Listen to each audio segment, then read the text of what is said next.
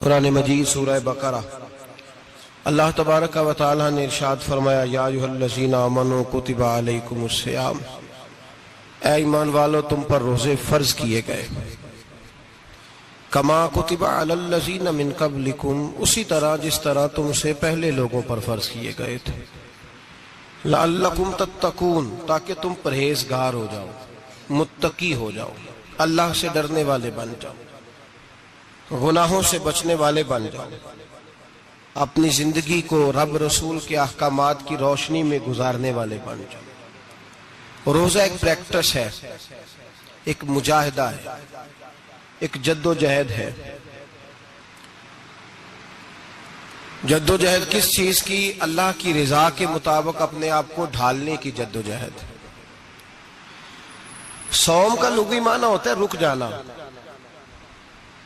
حلال رزق سامنے پڑا ہے، حلال مشروب سامنے پڑا ہے،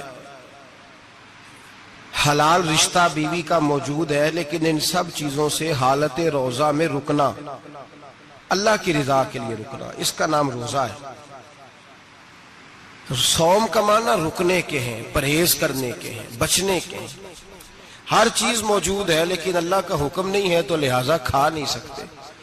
تو رب فرماتے جب جائز چیزیں تو میری مرضی کے بغیر میرے حکم کے نہیں کھا سکتا، تو نے رکنا ہے تو حرام کیسے کھا لیتا ہے؟ جب جائز چیز کے لیے تجھے حکم ہے، میں کہوں تو کھائے گا، میں کہوں تو نہیں کھائے گا، میں نے حکم دے دیا جائز ہے، روٹی ہے، کھانا ہے، گوشت ہے، تیری فریج میں پڑا سارا کچھ، تو با اختیار ہے، منہ میں دانت بھی ہیں، ہضم کرنے کو ہاضمہ بھی ہے، بھوک کی شدت بھی ہے، پر میری اجازت کے بغیر تو کھا سکتا، روزہ رکھ لیا، اب تجھے حکم نہیں کہ تو کھائے۔ جب جائز چیز میری مرضی کے بغیر نہیں کھا سکتا تو ناجائز کیسے کھائے گا؟ میرے نبی پاک علیہ السلام نے اپنے خوبصورت الفاظ کے اندر اس مفہوم کو بیان فرمایا۔ محبوب پاک صلی اللہ علیہ وسلم فرماتے جس نے جھوٹ نہیں چھوڑا، غیبت نہیں چھوڑی، برائی نہیں چھوڑی، اللہ کو اس کے بھوکے پیاسے رہنے کی کوئی ضرورت نہیں۔ وہ کاہے کا رکا ہے؟ جب کوئی کام تو اس نے اللہ کی رضا والا کیا نہیں۔ روزہ رکھ کے دغا کر رہا ہے، روزہ رکھ کے جھوٹ بول رہا ہے، روزہ رکھ کے کم ماپ رہا ہے، تول رہا ہے، دھوکہ دے رہا ہے، رشوت لے رہا ہے، فراڈ کر رہا ہے، حرام کا مال اکٹھا کر کے کہتا ہے اس میں سے چلو 10 دیگیں بھی پکا دیں گے۔ وہ بھائی جو کام اللہ نے تجھے کرنے کو حکم دیا تھا، جب تو وہ بجا ہی نہیں لا رہا، مقصد روزہ ہی تو حاصل، لعلکم تتقون۔ روزے کا مقصد یہ ہے کہ تو پرہیزگار ہو جائے۔ میرے نبی پاک علیہ السلام کی بارگاہ عالی مرتبت میں 2 عورتیں آئیں، یہ چیزیں کھا لو، کہنے لگی محبوبہ ہم نے روزہ رکھا ہوا ہے۔ فرمایا نہیں تمہارا تو روزہ نہیں ہے، حضور رکھا ہوا ہے روزہ، سحری سے لے کر اب تک کچھ نہیں کھایا، شام تک بھی نہیں کھائیں گی۔ محبوب نے فرمایا ذرا کہہ تو کرو، الٹی تو کرو۔ کہہ کی تو ان کے حلق سے خون بھی نکلا اور گوشت کے لوتھڑے بھی نکلے، پھوٹیاں بھی نکلی۔ نبی پاک نے فرمایا وہاں بیٹھ کے تم نے اپنے جاننے والوں کی غیبت نہیں کی، چغلی نہیں کھائی؟ خاموش ہو گئیں، گردنیں جھک گئیں۔ نبی پاک نے فرمایا تم نے قرآن نہیں پڑھا کہ جو اپنے بھائی کی غیبت کرتا ہے وہ مردہ بھائی کا گوشت کھاتا ہے؟ تو گوشت کھا کے بھی تمہارا روزہ رہ گیا ہے۔ کس طرح کا روزہ ہے کہ صاحب روزہ رکھ کے نہ رکھنے والوں پہ تنقید کر رہے ہیں۔ تراویحاں پڑھ کے نکلے ہیں جو کہتے ہیں میں اکیلا ہی نیک ہوں، باقی تو محلے میں کوئی پڑھتا ہی نہیں۔ یہ کیسا تیرا روزہ ہے کہ تو روزہ رکھ کے تو اس کے مقصد کو نہیں سمجھا؟ لعلکم تتقون۔ روزہ دار تو وہ ہے کہ روزہ رکھا ہوا ہے، کھانے بھی سے رکا ہے، پینے سے بھی رکا ہے، عمل زوجیہ سے بھی رکا ہے، پھر وہ جھوٹ سے بھی رکے، غیبت سے بھی رکے، بدنگاہی سے بھی رکے، حرام خواری سے بھی رکے ساری چیزوں سے۔ یہ بتلائیے کہ روزے کی حالت میں اپنی بیوی کے پاس جانا منع ہے تو غیر محرم کو دیکھنا جائز ہے؟ ہمارے ٹی وی پہ میں نے پہلے بھی کہا تھا کہ ہم ٹھیکیدار اور ذمہ دار نہیں ہیں مذہب کے۔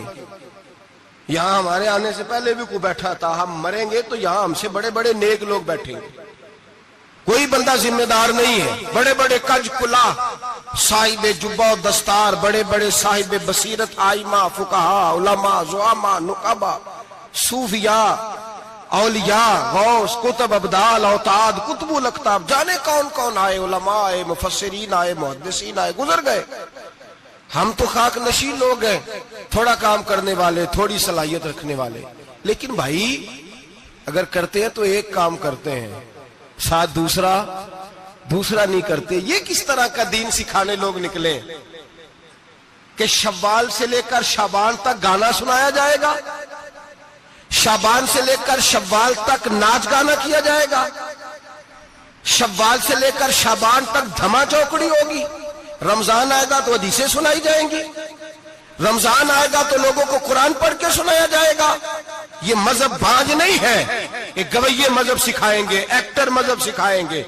یہ مذہب بانج نہیں ہے کہ ایک گلاس کے اندر پہلے شراب پی لو، پھر اسی گلاس میں رمضان آئے تو شہد بانٹنا شروع کر دو. یہ بانج نہیں، یہ میرے رسول اللہ کا مذہب ہے. اگر تمہیں شوق ہے دین سیکھنے سکھانے کا، یکم رمضان کو توبہ کرو اور کہو کہ ہم ٹی وی پہ بیٹھ کے حدیثیں سنائیں گے تو سارا سال سنائیں گے. اور جس زبان سے حدیث نکلے گی پھر اس سے کبھی گندا گانا نہیں نکلے گا، پھر کبھی ناچ گانا نہیں ہوگا. یہ کون سا مذہب ہے جو بیویاں سکھا رہی ہیں؟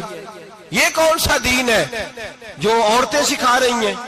میرے رسول پاک صلی اللہ تعالی علیہ وآلہ وسلم کا وہ مذہب ہے کہ میرے اعلیٰ حضرت فاضل بریلوی رحمت اللہ علیہ نے فرمایا مرد کے لیے جائز نہیں کہ وہ عورت کی زبان سے میلاد بھی سنے، نعت بھی سنے.